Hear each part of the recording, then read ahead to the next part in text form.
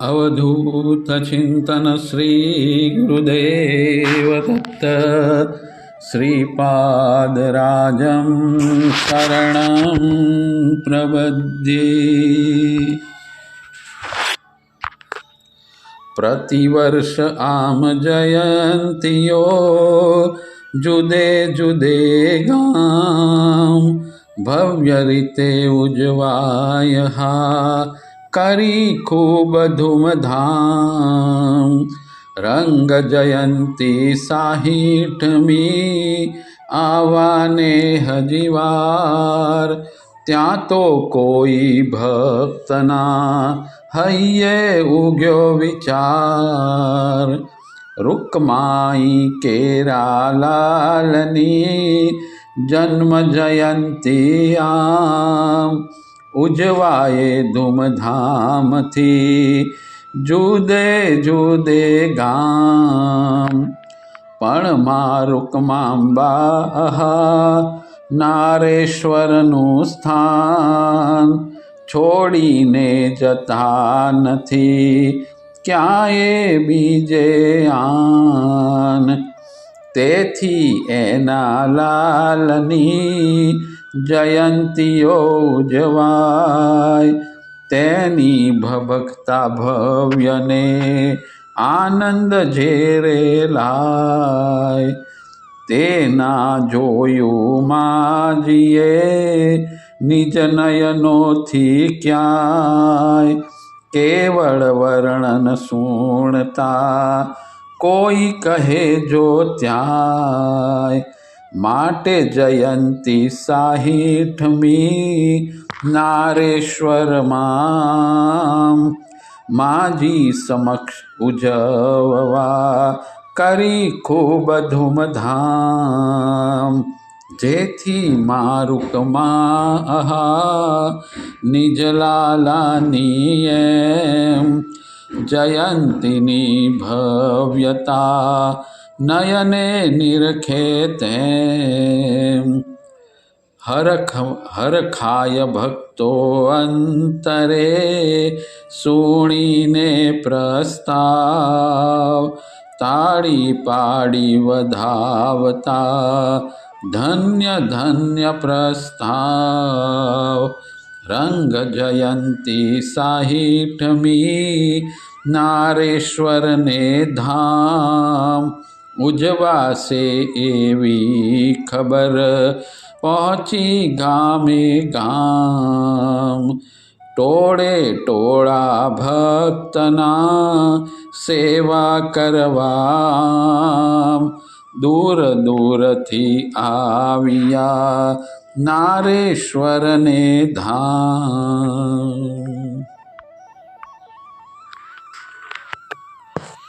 દિવસો વીતવા લાગ્યા, ઉત્સવનું કામકાજ ચાલુ થઈ ગયું।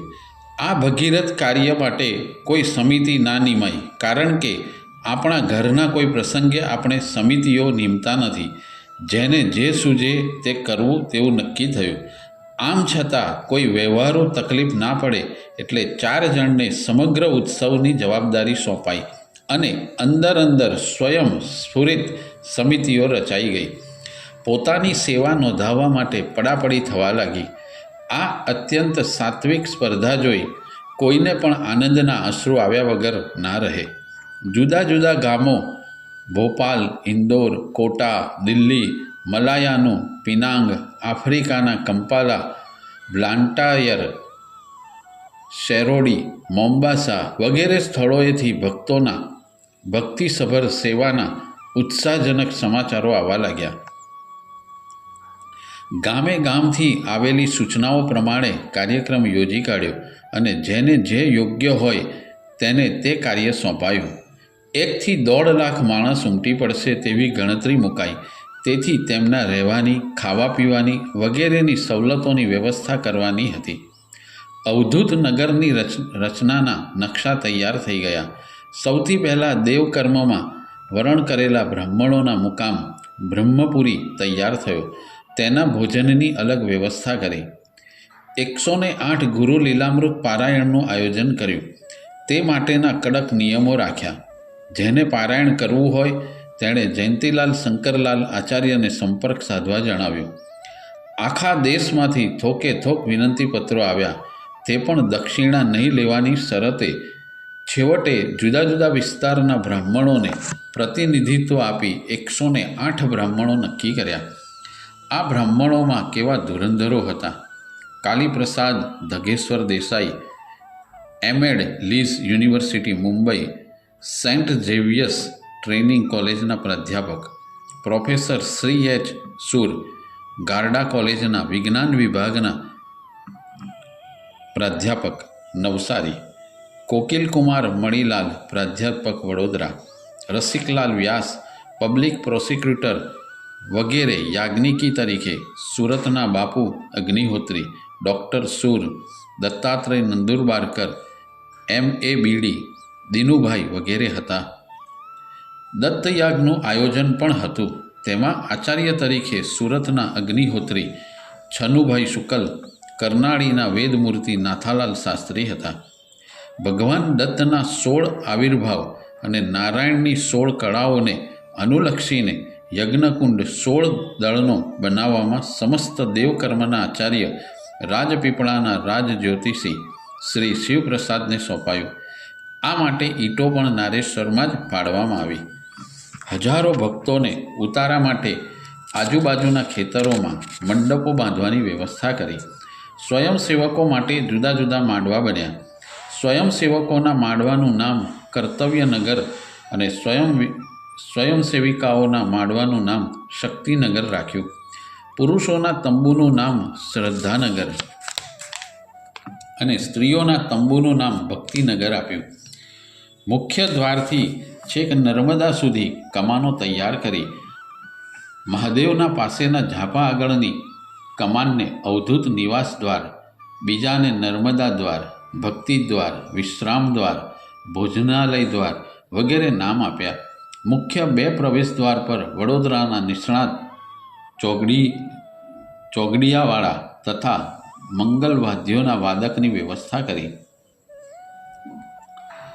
સેંકડો મણ અનાજ, તેલ વગેરે મોટર, લારીઓ, ગાડા અને રેલવેના વેગનોમાં આવ્યું. શાકભાજી મુંબઈ, નડિયાદ, પાદરા, સુરત વગેરે જગ્યાએથી આવી ગયું. અનાજ સાફ કરી દળવાનું કામ બહેનો કરતી અને સાથે સાથે દિગંબરાની ધૂન ગાતી. પૂજ્યશ્રીના નિવાસે તથા યજ્ઞમંડપમાં સુંદર લીપણ કર્યું. રાંધવા માટે કોડીબંધ તમાણો ખોદાઈ ગઈ. લગભગ અડધું ખેતર વાસણો અને પાણીના ઘડાથી ભરાઈ ગયું. એન્જિનથી નર્મદાનું પાણી લાવવા પાઇપો છેક રસોડા સુધી નાખી દીધી. આમ છતાં દિવસમાં એકવાર હાથોહાથ પાણી લાવવું તેમ નક્કી કર્યું. પૂજ્યશ્રી પોતે છેલ્લા 15 દિવસથી 2 વખત કાવડ ભરી પાણી લાવતા. પૂજ્યશ્રીએ પોતાની 60મી જન્મજયંતિ નિમિત્તે 60 ઘડા પાણી લાવવાનું નક્કી કરેલું. તેથી રોજ 2 કાવડ પાણી એટલે 4 ઘડા પાણી પૂજ્યશ્રી લાવતા. એટલે 15 દિવસમાં 60 ઘડા પાણી આવ્યું. પાણીની વ્યવસ્થા રાજપીપળાના ભારત ઇલેક્ટ્રિક સ્ટોરવાળા કાંતિલાલ દવેએ ઉપાડી લીધી. સુશોભન અત્યંત સુંદર કર્યું હતું. ત્યાંના મકાનો, વૃક્ષો વગેરેને વીજળી દીવાઓથી મઢી દેવાયા. લગભગ 60 થી 70 ફૂટનો થાંભલો કાંતિભાઈ છેક રાજપીપળાથી લાવ્યા. તેની ઉપર રંગબેરંગી દીવા લાવ્યા. જે દીવા 5 થી 7 માઇલ સુધી આ ધર્મોત્સવની બાંગ પોકારતા હતા. પ્રાર્થના ખંડ તૈયાર થઈ ગયો હતો. તેનું ઉદ્ઘાટન ગુરુદ્વાદશીને દિવસે પૂજ્ય કૃષ્ણશંકર શાસ્ત્રીને હસ્તે થયું. પૂજ્યશ્રીનું તૈલચિત્ર અમદાવાદના ચિત્રકાર જમનાદાસ પ્રજાપતિ આસોવદ 11ની રાત્રે દોર્યું હતું. શ્રી કૃષ્ણશંકર શાસ્ત્રીએ પૂર્વમાં તસવીર રાખી તેનું પૂજન કર્યું. જયંતીના શ્રી ગણેશ થઈ ગયા. ગુરુદ્વાદશીને દિવસે 1000 માણસની રસોઈ બની. આખી રાત રોશની થઈ. દિવાળી બુધવારે. સામાન્ય રીતે મિયા ગામથી નારેશ્વર રોજ એક જ ગાડી સાંજે 6 વાગે આવતી. રેલવેએ પોતાની રીતે બીજી એક ગાડી મૂકી. આ ગાડીની વ્યવસ્થા છેક 2 નવેમ્બર સુધી કરી હતી. ધીમે ધીમે સ્થાનમાં ભક્તો આવવા લાગ્યા. રાજપીપળાથી નદીને સામે કિનારેથી ભક્તો નાવડીમાં આવવા લાગ્યા. વર્ષ પ્રતિપદાનો પ્રાતઃકાળ થયો. બ્રાહ્મણો તથા સ્વયંસેવકોએ પ્રાતઃકર્મ પરવારી નર્મદા સ્નાન કરી પૂજ્યશ્રી સમક્ષ વેદ ઘોષ કર્યો. પૂજ્યશ્રીની આજ્ઞા અનુસાર સૂર્ય ઉગતા જ કર્મ ચાલુ કરવાનું નક્કી થયું હતું. બરાબર સવારે 7 વાગે પ્રાર્થના ખંડમાં પૂજન વિધિ ચાલુ થઈ. આગળ પાછળ પારાયણમાં બેઠેલા બ્રાહ્મણોના આસનો ગોઠવાયા. વચ્ચે વૈદિક બ્રાહ્મણોની સામસામે હરોળ અને વચમાં વડોદરાથી મંગાવેલું રજત સિંહાસન પૂજ્યશ્રી માટે ગોઠવ્યું. આ સમગ્ર ઉત્સવમાં નીચેના દેવકર્મોની યોજના થઈ હતી. 1. શ્રી ગુરુલીલામૃતના 108 સપ્તાહ પારાયણ. 2. શ્રી ગુરુચરિત્ર સપ્તાહ પારાયણ. 3. શ્રીમદ ભાગવત સપ્તાહ પારાયણ. 4. ચારેય વેદોનું પારાયણ. 5. ભગવતી ભાગવત પારાયણ. 6. રામચરિતમાનસ. 7. શ્રીમદ ભગવદ્ ગીતા અને 8. પરમ પૂજ્ય સ્વામી મહારાજના વાંગમયનું પારાયણ. આ પારાયણ બેસતા વર્ષ ગુરુવારથી કારતક સુદ આઠમને બુધવાર સુધી પૂર્ણ કરવાનું ગોઠવાયેલું છે. 9. ગણપતિ અથર્વશીર્ષના 1008 પાઠ. 10. પંચમુખી હનુમાન કવચના 121 પાઠ. 11. ગાયત્રી કવચના 24 પાઠ. 12. ચંડી પાઠના 12 પાઠ. 13. શ્રી સૂક્તના 1008 પાઠ. 14. સૌર સૂક્તના 12 પાઠ. 15. પવમાન સૂક્તના 12 પાઠ. 16. નર્મદા કવચના 12 પાઠ. 17. અન્નપૂર્ણા સૂક્તના પાઠ. 18. જપાત્મક મહારુદ્ર. 19. 5 દિવસના પ્રયોગવાળો હોમાત્મક દતિયાગ. 20. અનુષ્ઠાનના છેલ્લા 3 દિવસ અખંડ નામ સ્મરણની ધૂન. આ ઉપરાંત ભજન, કીર્તન, પ્રવચન, વ્યાખ્યાન, સંગીત, ગરબા વગેરેનું આયોજન થયેલું. દૈનિક કાર્યક્રમ આ મુજબ હતો.